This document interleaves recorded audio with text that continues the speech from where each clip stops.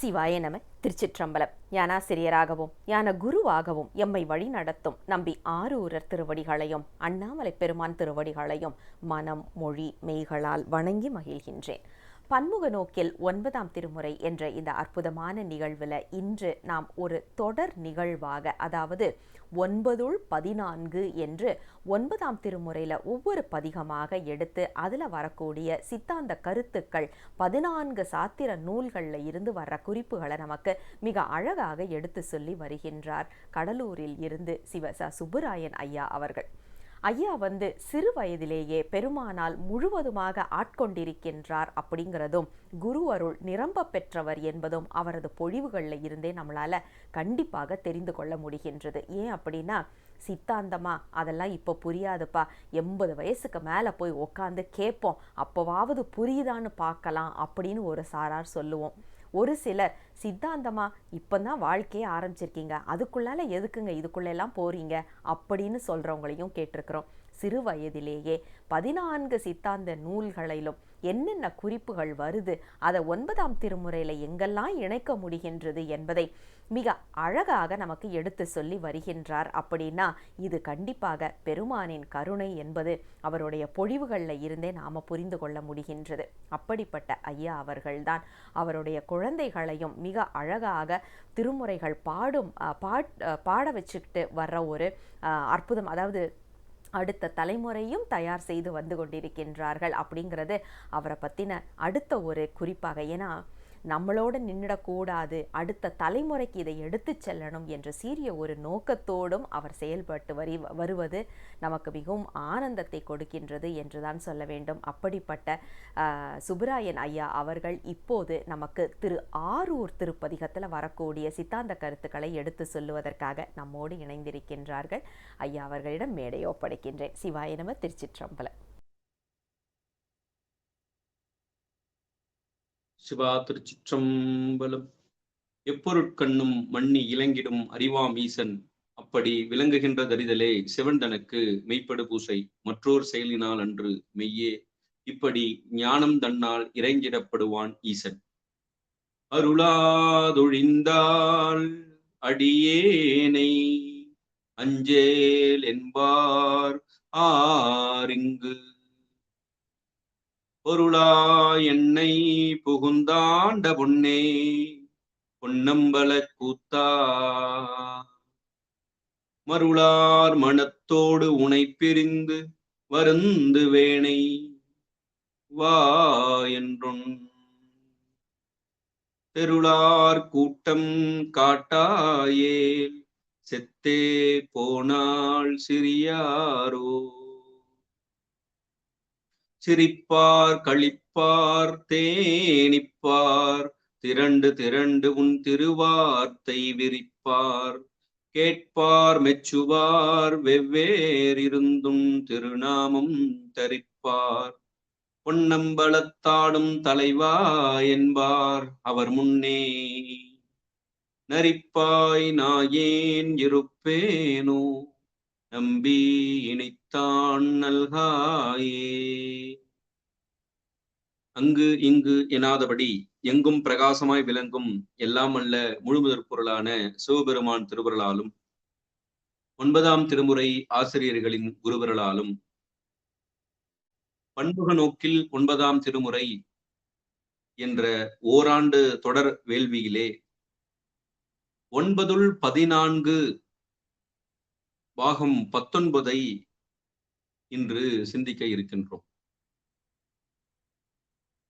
இந்த எழில்ஞான பூசையை தொடர்ந்து தொய்வில்லாமல் சீரோடும் சிறப்போடும் நடத்தி கொண்டு வரும் சிங்கப்பூரை சார்ந்த நம்தமர் ஊரன் இலக்கிய ஆராய்ச்சி மன்றத்தின் சிவ திருமதி லாவண்யா அருள் அவர்களையும், இந்த ஞான வேள்வியிலே பங்கு கொண்டு பாடல்களையும் பொழிவுகளையும் தந்து கொண்டிருக்கக்கூடிய மழலைகள் முதல் பெரியவர் வரை இருக்கக்கூடிய அத்துணை அன்பர் பெருமக்களையும், இணையம் வாயிலாக இணைந்து 9ஆம் திருமுறையை பன்முக நோக்கில் சிந்தித்துக் கொண்டிருக்கக்கூடிய அன்பர் பெருமக்களாகிய உங்கள் அனைவரையும் அடியேன் மனமொழி மெய்களாலே வணங்கி மகிழ்கின்றேன். 9-14 என்ற தலைப்பிலே நாம் தொடர்ந்து 9ஆம் திருமுறையில் சைவ சித்தாந்தம் என்ற அந்த தலைப்பு தான் நமக்கு 9-14 என்ற தலைப்பாக திருவருள் நமக்கு தந்திருக்கின்றது. அப்படி ஒவ்வொரு பகுதியிலுமே நாம் 9ஆம் திருமுறையில ஒவ்வொரு பதிகத்திலும் ஒவ்வொரு பாடலிலும் என்னென்ன சித்தாந்த கருத்துக்கள் இருக்கின்றன என்பதை நமக்கு திருவருள் உணர்த்தியவாறு நாம் சிந்தித்து வருகிறோம். அந்த வகையிலே இன்று அதனுடைய 19வது பகுதி, அதிலே நாம் 18வது திருப்பதிகத்தை நாம் இன்று சிந்திக்க இருக்கின்றோம். 9ஆம் திருமுறையிலே 9 ஆசிரியர்கள் நமக்கு வீற்றிருக்கிறார்கள். அதிலே திருமாளிகை தேவர், சேந்தனார், திரு கருவூர் தேவர் முதலிய மூவர் அருளிய அந்த திருப்பதிகங்களுடைய சித்தாந்த கருத்துக்களை எல்லாம் ஓரளவுக்கு சிந்தித்து 4ஆம் அவராக விளங்கக்கூடிய பூந்துருத்தி நம்பிகாட நம்பி அவர்கள் அருளி செய்த திருப்பதிகத்தை நாம் இன்று சிந்திக்க இருக்கின்றோம். நம்முடைய அந்த பூந்துருத்தி நம்பிகாட நம்பி என்று சொல்லக்கூடிய நம்முடைய இந்த 9ஆம் திருமுறை ஆசிரியர், அவருடைய ஊர் பூந்துருத்தியாக இருந்திருக்கக்கூடும். அவருடைய பெயர் காடன் என்று இருந்திருக்கக்கூடும் என்று சொல்லப்படுகிறது. இந்த நம்பி என்பது ஆடவர்களுக்கு உரிய சிறப்பு பெயர். ஆகவேதான் அவருடைய பெயருக்கு முன்பும் பின்பும் நம்பி என்று இங்கே அமைந்திருக்கிறது. அதனாலதான் ஊரையும் சேர்த்து பூந்துருத்தி நம்பி காட நம்பி என்று அவருடைய பெயர் அவ்வாறு அமைந்திருக்கிறது. அவர் சிறந்த சிவபக்தராக விளங்கி இருக்கிறார். அவர் 10ஆம் நூற்றாண்டை சேர்ந்தவராக இருக்கிறார் என்றெல்லாம் நமக்கு சொல்லப்படுகிறது. மூவர் தேவாரத்தை எல்லாம் அவர் சிந்தித்திருக்கிறார். நாயன்மார்களை எல்லாம் போற்றி இருக்கிறார் என்பது நமக்கு தெரிய வருகிறது. எப்படி என்றால் கண்ணப்பரை பற்றி அருளுகிறார். அப்பர் பெருமானை பற்றி, ஞானசம்பந்தரை பற்றி, இப்படி அருளாளர்களை எல்லாம் அவருடைய பாடலிலே அருளி செய்வதனால் அந்த செய்தியை நம்மால் உணர முடிகிறது. அவர் அருளிய திருப்பதிகங்கள் 2. ஒன்று இன்றைக்கு நாம் சிந்திக்க இருக்கின்றோம், அது திருவாரூர் திருப்பதிகம். மற்றொன்று தில்லை திருப்பதிகம். இரண்டுக்குள்ள ஒற்றுமையை நம்ம பார்க்கணும். திருவாரூர் என்பது மண் தலம், தில்லை என்பது ஆகாயத்தலம். இங்க அஜபா நடனம், அங்க சபா நடனம், இதெல்லாம் நம்ம பார்க்கிறோம். இங்க தியாகராஜர், அங்க நடராஜர். இந்த ஒற்றுமைகள் எல்லாம் நம்ம நிறைய பார்க்கலாம். இங்க யமனே சண்டேஸ்வரரா இருப்பாரு, அங்க பிரம்மனே சண்டேஸ்வரரா இருப்பாரு. இதெல்லாம் நம்ம அந்த 2 தலத்துக்கும் ஒற்றுமையாக நாம் சிந்திக்கக்கூடிய அந்த செய்திகள். சரி, அது இருக்கட்டும். நம்மளுடைய அந்த 2 திருப்பதிகங்கள்ல இன்றைக்கு நாம் பார்க்கக்கூடிய திருப்பதிகம் திரு ஆரூர் திருப்பதிகம். அது பஞ்சம பண்ணிலே அமைந்திருக்கிறது. அந்த தில்லையிலே அருளி இருக்கக்கூடிய பதிகம் சாளரபாணி என்று சொல்லக்கூடிய ஒரு பண். அந்த பண் மூவர் பெருமக்களால் பாடப்பெறவில்லை என்று நாம் சொல்லக்கூடாது. ஏன் அப்படின்னு சொன்னா, மூவர் பெருமக்கள் பாடிய அனைத்து திருப்பதிகங்களும் நமக்கு கிடைக்கவில்லை. ஆகையால் மூவர் பெருமக்கள் பாடிய திருப்பதிகங்களில் இந்த சாளரபாணி என்ற பண் காணப்படவில்லை என்றுதான் நம்ம முறையா சொல்லணும். மூவர் பெருமக்கள் பாடவில்லை நம்ம எப்படி சொல்ல முடியும் என்பதை நம்ம பார்க்கணும். அப்படி ஒரு தனித்துவமான ஒரு பண்ணை நமக்கு அதை அடுத்த பகுதியை நாம் சிந்திக்கலாம். தில்லை திருப்பதிகத்திலே இங்க இந்த திருவாரூர் திருப்பதிகத்துல பஞ்சம பண்ணிலே அமைத்திருக்கிறார். நம்முடைய தவக்குறைவு 2 பாடல்கள் மட்டுமே நமக்கு கிடைத்திருக்கின்றன. எப்படி தேவாரங்களிலே எத்தனையோ பதிகங்கள் நமக்கு கிடைக்காமல் சென்றதோ, அது நம்ம இறைவனுடைய திருவருள். இந்த ஆன்மாக்களுக்கு இந்த பாடல்களே போதும் என்பது இறைவனுடைய திருவருள். அந்த திருவருளை நாம் சிறமேற்கொண்டு இந்த பாடல்களை நாம் போற்றுவோம் என்று சொல்லி, திருவாரூர் தலத்தை பற்றி நம்ம அனைவருக்கும் தெரிந்திருக்கும். அதுல குறிப்பி சொல்லணும் அப்படின்னு சொன்னா, திருவாரூர் தலத்தினுடைய சுவாமி பெயர் வன்மீகிநாதர், புற்றிடம் கொண்டார், திருமுலட்டானநாதர் இப்படியெல்லாம் அழைக்கப்படும். அதே போல அம்மையினுடைய பெயர் அள்ளியம் பூங்கோதை யோகநாயகி. அப்புறம் கமலாம்பிகை என்ற அம்மைக்கு தனி கோயிலே அங்கே இருக்கிறது. அப்புறம் நம்முடைய தர்மயாதீன குருமுதல்வர் குருஞான சம்பந்தர், அவருடைய குருநாதர் யார் என்று சொன்னால் கமலை ஞான பிரகாசர். அவர் அங்கேதான் அந்த திருவாரூரிலே இருந்து அந்த சிவஞானம் கூடி நிட்டையிலே இருந்தவர். அவர் ஒரு இல்லற ஞானி என்பதை நாம தெரிந்து கொள்ள வேண்டும். அவர் வாழ்ந்த ஒரு புனித தலம் திருவாரூர். நம்முடைய பெரிய புராணம் என்று எடுத்துக்கொண்டால் அதுல திருவாரூரை பத்தி நிறைய செய்திகள் எல்லாம் வருகிறது. நாயன்மார்கள் நிறைய பேர் அங்கே அங்கம் வகிக்கிறார்கள். இதற்கெல்லாம் நாம் தெரியும்னா, பெரிய புராணத்தை நாம் சிந்திக்கும் போது திருவாரூரை பற்றி ஒரு பெரிய தகவல்களை நமக்கு கிடைக்கும். மனுநீதி சோழனுடைய வரலாறு அது திருவாரூரிலே நடந்தது. அதுவும் நமக்கு பெரிய புராணத்திலே தெய்வ சேக்கிழார் அருளி இருப்பார். 37 திருமுறை திருப்பதிகங்கள் உள்ளது இந்த திருவாரூர் திருத்தலம். அதுல திருவாரூரை பற்றி மற்ற பாடல்களும் திருமுறையில் அருளாளர்கள் நமக்கு குறிப்பிட்டிருக்கிறார்கள் என்பதும் கூடுதல் செய்தி. இங்க அஜபா நடனம் என்று சொன்னோம். இது முதல்ல திருமாலினுடைய நெஞ்சத்திலேதான் தியாகராஜர் இருந்தார். நெஞ்சத்திலே இருக்கும்போதுதான் அந்த அஜபா நடனம் ஆடினார். அது மூச்சு விடுவது போல இருக்கும். அந்த மூச்சு விடுதல் என்பதை அந்த அஜபா நடனத்தை பற்றி நமக்கு சொல்லுவார்கள். இதையெல்லாம் இந்த செய்தியெல்லாம் நமக்கு தெரிந்த செய்தி தான். அப்புறம் அங்கிருந்து அவர் இந்திரனுக்கு சென்றார். இந்திரன் பெற்றான். அந்த இந்திரனிடத்திலிருந்து அந்த இந்திரலோகத்திலிருந்து முசுகுந்த சக்கரவர்த்தி தான் இங்க திருவாரூருக்கு தியாகராஜ பெருமானை எழுந்தருளி செய்தார். அதுதான் அந்த 7 தலங்கள் இருக்கும். அத சப்தவிட தலங்கள் என்று சொல்லுவோம். அதுல ஒன்று திருவாரூர் திருத்தலம். அப்ப இந்த சிவலோக ராஜதானி என்று அழைக்கப்படுவது இந்த திருவாரூர் திருத்தலம். நமக்கு இந்த திருவிசைப்பா பாடிய அடுத்தது வரக்கூடிய ஒரு 9 ஆசிரியர்கள் ஒருவராக இருக்கக்கூடிய கண்டராதித்தர், அவருடைய மனைவியினுடைய பெயர் செம்பியன் மாதேவி. அந்த செம்பியன் மாதேவியார் அவர்கள் இங்கே ஒரு கற்றளையை கட்டியிருக்கிறார்கள் என்பதையும் நாம சிந்தித்து பார்க்கணும். செம்பியன் மாதேவியாரால் கட்டப்பெற்ற கற்றளையை உடையது இது திருவாரூர். அப்படி ஒரு சிறப்பான திருத்தலம் திருவாரூர். இப்படி சொல்லிக்கொண்டே போகலாம். அதனால நம்ம இந்த பாடலுக்குள்ளே நாம் நுழைந்து இதுல இருக்கக்கூடிய சித்தாந்த கருத்துக்களை நாம் சிந்திப்போம். முதல் பாடல் திருச்சிற்றம்பலம். கைக்குவான் முத்தின் சரிவளை பெய்து கழுத்தில் ஓர் தனிவடம் கட்டி முக்கண் நாயகராய் பவனி போந்திங்கன் முறிவதோர் மூறி ஊமை அளவும் தக்க சீர்கங்கை அளவும் என்றன்னோ அளவும் அன்றன்னோ தம் ஒரு பாடுலகதன் மேல் மிக்க சீர் ஆரூர் ஆதியாய் வீதி விடங்கராய் நடங்குளாவினரே. திருச்சிற்றம்பலம். இந்த பாடலிலே கைக்குவான் முத்தின் சரிவளை பெய்து கழுத்தில் ஒரு தனிவடம் கட்டி முக்கண் நாயகராய், அந்த முக்கண் என்பது சிவபெருமானுக்கே உரிய ஒரு சிறப்பு. அந்த முக்கண் என்பது இந்த திருவாரூர் திருப்பதிகத்தினுடைய 2 பாடல்களிலும் திருவாரூர் பெருமானது திரு உருவச் சிறப்பையே நமக்கு பூந்துருத்தி நம்பிகாட நம்பி அருள் இருக்கிறார். அந்த சிவபெருமானது அது திருவாரூர் பெருமானது திரு உருவச் சிறப்பையே வியந்து கூறுகின்றன இந்த 2 பாடல்களும். அதுல இங்கு முதல் பாடல் இவ்வாறு நமக்கு சொல்கிறது.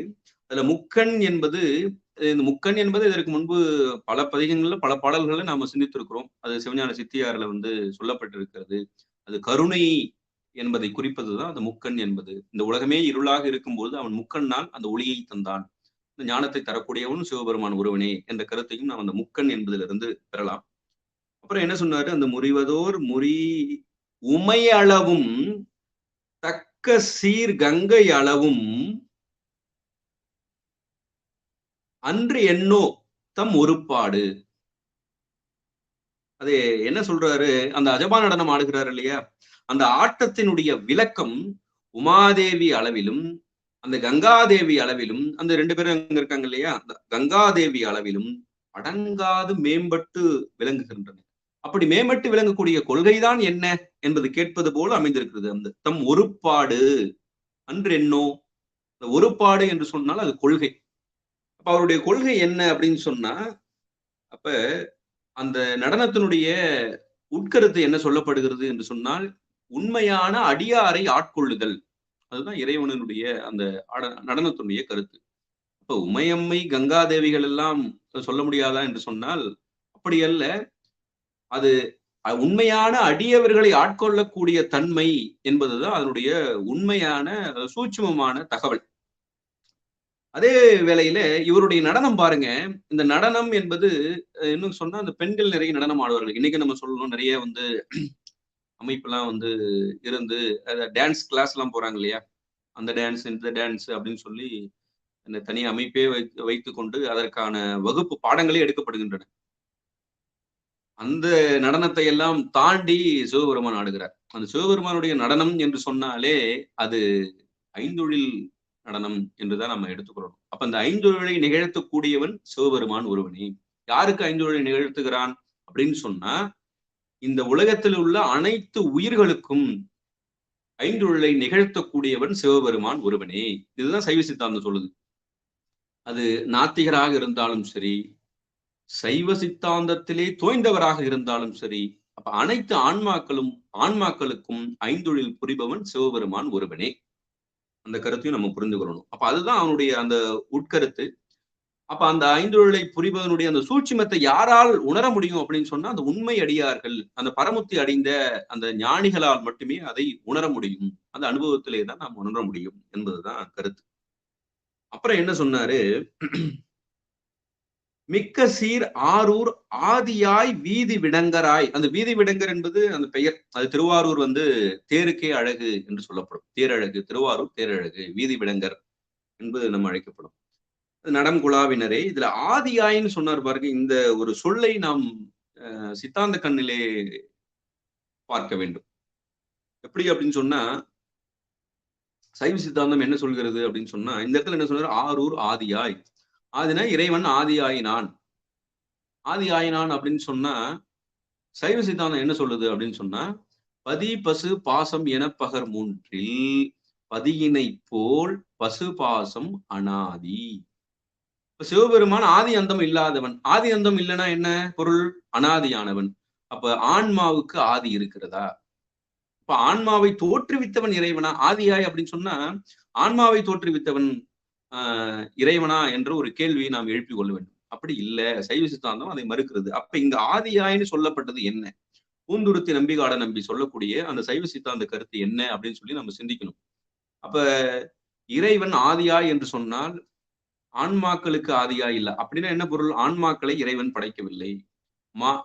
மலங்களை இறைவன் படைக்கவில்லை. அது எப்படி அனாதியாக இருக்கிறதோ அதே போல பசுவாகிய ஆன்மாக்களும் அனாதி, மலமாகிய ஆணவங்கொன்மமாய் இதுவும் அனாதி என்பதுதான் சைவ சித்தாந்தம். எப்படிங்க ஆதி அப்படின்னு சொன்னா, அனைத்திற்கும் இவன் தான் முதல்வனாக இருக்கிறான்.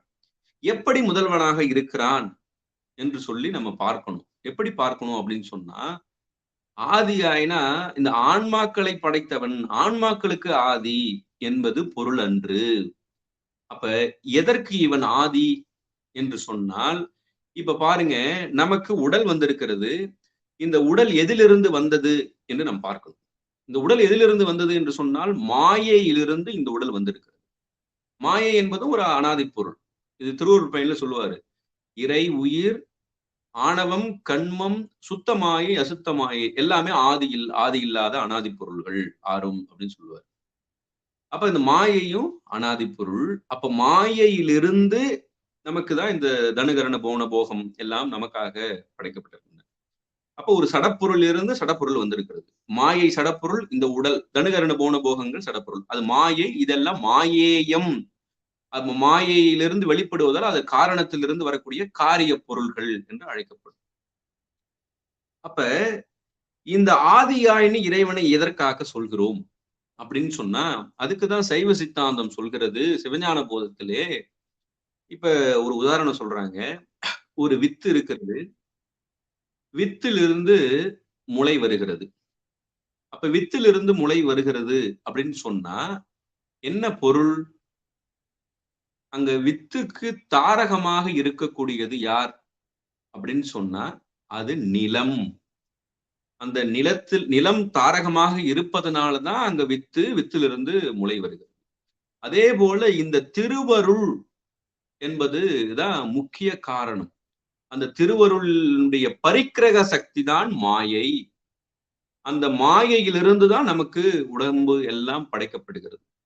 அப்ப மாயையிலிருந்து நமக்கு வருகிறது. அப்ப மாயை தானே ஆதின்னு சொல்லணும். ஏன் இறைவனை ஆரூர் ஆதின்னு சொல்றாரு அப்படின்னு சொன்னா, மாயை என்பது இறைவனுடைய பரிக்கிரக சக்தி ஒன்று. மாயை சடப்பொருள் தானே செயல்படாது, அதை செயல்படுத்த வேண்டும். 2, இதை அனைத்தையும் கூட்டுவிக்கக்கூடிய நிமித்த காரணனாக இறைவன் விளங்குகிறான். அதனால அவன் ஆதி. அதனால எப்படி நிலம் இருக்கிறதோ, நிலம் என்பது திருவருள், அந்த வித்து என்பது மாயை, அந்த முளை என்பது நமக்கு வரக்கூடிய தனுகரண போன போகங்கள். இது இன்னொரு உதாரணம் நம்ம சொல்லணும் அப்படின்னு சொன்னா, சேற்றில் முளைத்த செந்தாமரை அப்படின்னு சொல்லுவோம். அப்ப சேற்றிலா செந்தாமரை முளைக்கிறது? அந்த கிழங்கிலிருந்து தானே அந்த செந்தாமரை வருகிறது. அப்ப அந்த கிழங்கு அந்த குளத்தினுடைய இடத்திலிருந்து வருகிறது. அது உபச்சாரமா சொல்றோம் இல்லையா? அப்ப அப்ப கிழங்கிலிருந்து தான் வருகிறது. அப்ப அது போல இந்த இறைவனிடமிருந்து இந்த பொருள்கள் எல்லாம் வருகிறது. இறைவன் தான் இது எல்லாத்துக்கும் ஆதி என்று சொன்னால், இறைவன் நிமித்த காரணன். முதல் காரணம், துணை காரணம், நிமித்த காரணம் என்று 3 காரணங்கள் சொல்லப்படும். அதுல முதல் காரணம் மாயை, துணை காரணம் திருவருள், நிமித்த காரணன் இறைவன். அப்ப அந்த நிமித்த காரணனாக விளங்கக்கூடியவன் தான் ஆதி. அதுதான் முதல்வன். அப்ப நமக்கு இந்த உலகத்தை எல்லாம் இறைவன் படைத்துக் கொடுத்தான். எங்கிருந்து படைத்துக் கொடுத்தான்? மாயையிலிருந்து படைத்துக் கொடுத்தான். மாயையிலிருந்து தான் நமக்கு உடல் வந்தது. மாயையிலிருந்து தான் நமக்கு இந்த உலகம், புவன போகங்கள் எல்லாம் வந்தது. ஆனா இறைவனிலிருந்து வந்தது என்று சொல்வது உபச்சாரம். ஏன் இறைவனிலிருந்து வந்தது என்று சொல்கிறோம்? இறைவன் எல்லாவற்றிற்கும் அவன் நிமித்த காரணனாக விளங்குகிறான். அவன்தான் இந்த சடப்பொருளாகிய மாயையை நமக்கு கூட்டுவிக்கிறான். அதனால இறைவன் தான் ஆதி என்று சொல்கிறோம். அப்ப அவன் எதற்காக ஆதி? இறைவன் ஆதி அந்தம் இல்லாதவன், அனாதியானவன். அதே போல நாமும் பசு பாசம் அது ஆதி அந்தம் இல்லாததுதான். அப்ப அனைத்திற்கும் அவன் ஆதியாக இருக்கிறான் என்று சொன்னால் இதையெல்லாம் கூட்டுவிக்கிறான் இல்லையா? அதனால அவன் ஆதி. இப்ப நமக்கு உடம்பு எங்கிருந்து வந்ததுன்னு சொன்னா, உடம்பை தோற்றுவித்தது இறைவன். இறைவன் தான் தந்திருக்கிறான். எதிலிருந்து தோற்றுவிக்கிறான்? மாயையிலிருந்து தோற்றுவிக்கிறான். அந்த மாயையை தோற்றுவிப்பதற்கு மூல காரணனாக அவன் விளங்குவதால் அவன் ஆதி. நமக்கு சைவ சித்தாந்தம் படிக்கும்போது சில வினாக்கள் எழுப்புவார்கள். என்ன அப்படின்னு சொன்னா, நமக்கு மாயையில இருந்து தானே வந்திருக்குது. அப்ப மாயையில தானே மாயை தான் முதல் காரணம்னு சொல்றீங்க. அப்ப மாயை தான் ஆதின்னு சொல்லிட்டு போயிடலாமே. இப்ப மாயை ஆதியாய் விளங்குகிறது அப்படின்னு சொன்னா, மாயை சடப்பொருள், தானே இயங்காது. அது இறைவனுடைய பரிக்கிரக சக்தி. அதனை இயக்குகிறான் இல்லையா இறைவன். வினைக்கு ஏற்ப அதை இயக்குகிறான். அதனால ஆதியா என்று இறைவனை நாம் குறிப்பிடுகிறோம். அவன் தான் அனைத்திற்கும் நிமித்த காரணன், நிமித்த காரணன், நிமித்த காரணன் என்ற அந்த ஒரு சொற்றொடை நாம் மனதில் நிலைநிறுத்திக் கொள்ள வேண்டும். சரி, அடுத்தது 2வது பாடல் திருச்சிற்றம்பலம். பக்தியாய் உணர்வோர் அருளை வாய் மடுத்து பருகுதோர் அமுதம் ஒத்தவர்க்கே தித்தியாயிருக்கும் தேவர்கள் இவர்தம் திருவுரு இருந்தவா பாரீர். சத்தியா சிவமாய் உலகெல்லாம் படைத்த தனி முழு முதலுமாய் அதற்கோர் வித்துமாயாரூர் ஆதியாய் வீதி விடங்கராய் நடங்குலாவினரே. திருச்சிற்றம்பலம். இந்த முதல் 2 அடியில என்ன சொல்றாரு அப்படின்னு சொன்னா, சிவபெருமானிடத்து அன்பு உடையவர்களாய் தியானிப்போர் அவன் அருளை பருகுவார்கள். அப்படி அவன் அருளை பருக அவர்கள் பருகும் தோறும் அமுதம் போல அவர்களிடத்தில் அவ்வருள் இனிமை வழங்கும். அமுதம் என்று சொன்னால அது இறைவன் தான். துன்பமே இல்லாத இன்பம் என்று சொல்லுவோம். எப்போதுமே அந்த இறை இன்பம் எப்படிப்பட்டது என்று நாம் அனுபவத்திலே சொல்லக்கூடிய அருளாளர்கள் எல்லாம் என்ன சொல்லுவார்கள் அப்படின்னு சொன்னா, இறை இன்பம் நம்ம உலக இன்பம் போன்றது அல்ல. உலக இன்பம் குறிப்பிட்ட நேரத்துல தீர்ந்து போயிடும். அதன் பிறகு ரொம்ப அதிகமாயிடுச்சுன்னா அது துன்பத்தை தரும். அந்த இறை இன்பம் என்பது துன்பமே இல்லாத இன்பம். அது நிலைத்த இன்பம். அந்த நிலைத்த இன்பம் துன்பமே இல்லாததான் பேரின்பம் சொல்றோம், ஆனந்தம் சொல்றோம். இதுல என்ன குறிப்பு அப்படின்னு சொன்னா, இங்க சொல்லும்போது அமுதம் போல் அவர்களிடத்திலே அவ்வருள் இனிமையை வழங்கும் அப்படின்னு சொன்னா, அது ஒவ்வொரு கணந்தோறும் அந்த இனிமை ஒரே லெவல்ல இருக்குமா? துன்பம் இருக்காது, அது நிலைத்த இன்பம். அந்த நிலைத்த இன்பம் துன்பமே இல்லாத நிலைத்த இன்பம் ஒரே அளவினதாக இருக்குமா அப்படின்னு சொன்னா, அது ஒரே ஸ்டாண்டர்ட்ல இருக்காது. ஒவ்வொரு க்ஷணத்துக்கு க்ஷணம், ஒவ்வொரு வினாடிக்கு வினாடி அந்த ஆனந்தம் என்று சொல்லக்கூடிய துன்பமே இல்லாத இன்பம் கூடிக்கொண்டே போகும். அது 3வது. அப்ப துன்பமே இல்லாத இன்பம், நிலைத்த இன்பம், ஒவ்வொரு வினாடிக்கும் அந்த இன்பத்தினுடைய அளவு கூடிக்கொண்டே போகும். ஒரே அளவினதாக இருக்காது, கூடிக்கொண்டே போகும். அந்த தன்மையுடையதுதான் இறை இன்பம். அப்படிப்பட்டதுதான் இறை இன்பம் என்று நமக்கு அருளாளர்கள் எல்லாம் நூல்களிலே சொல்ல இருக்கிறார்கள். அந்த தன்மையை தான் இங்க சொல்றாரு. அது பக்தியாய் உணர்வோருக்கு அப்படின்னா அந்த அன்பு செய்வோருக்கு, உண்மையான அந்த அன்பு உடையவராக விளங்கக்கூடியவர்களுக்கு அவ்வாறு அந்த இன்பம் விளங்கும். சரி, அப்புறம் என்ன சொல்றாரு 3வது அடியிலே, சத்தியாய் சிவமாய். அந்த சத்தியாய் என்பதற்கு தான் அந்த இறைவன் சக்தியாய் சிவமாய் விளங்குகிறான்னு அவர் சொல்லும்போது, அதை மேலோட்டமா பார்க்கும்போது அம்மையாகவும் அப்பனாகவும் விளங்குகிறான். அப்ப அம்மையப்பராக விளங்குகிறான். அப்படி அம்மையப்பராக விளங்குகிறான் என்று சொல்வது நமக்கு திருக்கலிற்றுப்படியாறுல முதல் பாடலிலே அம்மையப்பரே உலகுக்கு அம்மையப்பர் என்று அறி என்று நம்முடைய திருக்கடவுர் உயவந்த தேவநாயனார் அருளியிருப்பார். அந்த சக்தியாய் முதல்ல சொல்றாரு இல்லையா, அந்த சக்தியாய் என்பத நம்முடைய அருணந்தி சிவனார் சிவஞான சித்தியாரிலே 83வது பாடல், இந்த 83வது பாடல்ல அந்த சக்தி பல வகையாக விளங்குகிறது என்பதை நமக்கு அருளுகிறார் சகல ஆகம பண்டிதர். ஒன்றதாய் இச்சா ஞான கிரியை என்று ஒரு மூன்றாகி நின்றிடும் சக்தி இச்சை உயிர்க்கு அருள் நேசமாகும் நன்றெலாம் ஞான சக்தி யான் நயந்து அறிவன் நாதன் அன்று அருட்கிரியை தன்னால் ஆக்குவன் அகிலமெல்லாம். இப்படி சக்தி எவ்வாறு சக்தியினுடைய வேறுபாடுகளும் அவற்றினுடைய தொழில்களையும் இந்த பாடல்ல சொல்றாரு. இவ்வாறு சக்தி விளங்குகிறது, அதுதான் சக்தியாய் அப்படின்னு சொல்றாரு. அப்புறம் சிவமாய், அது சிவமாகவும் இறங்குகிறது சக்தி, அம்மையாகவும் அப்பனாகவும் என்று பார்த்தோம்.